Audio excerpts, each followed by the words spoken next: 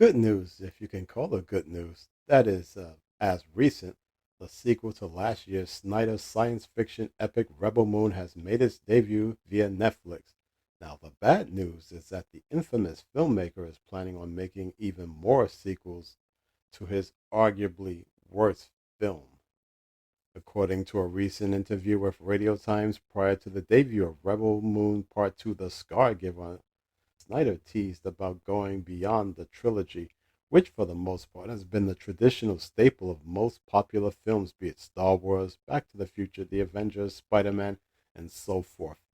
That is until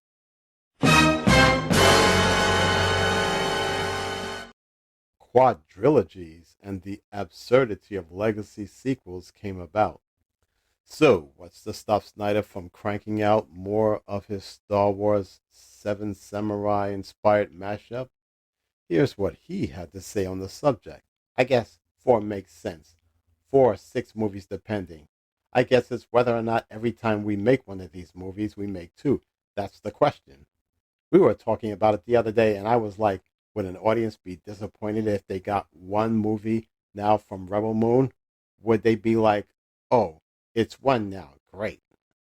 Okay, forgive me for my Snyder or lack thereof impersonation.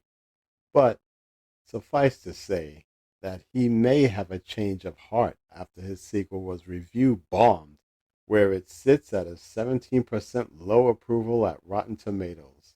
Now, I have been a staunch defender of a few Snyder films in the past, one in particular, Man of Steel, which served as the template for the DC universe. But post Snyderverse, the polarizing filmmaker has made disaster after disaster, be it Army of the Dead, and now the Rebel Moon films, which the sequel was a double down on the cringe inducing levels that had a huge emphasis on the importance of harvesting, dumb dialogue, bad acting, and dull characters.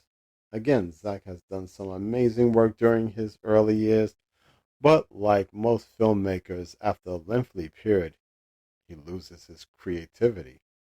My slice of advice is to step up your game first by retiring the Rebel Moon franchise, or just retire.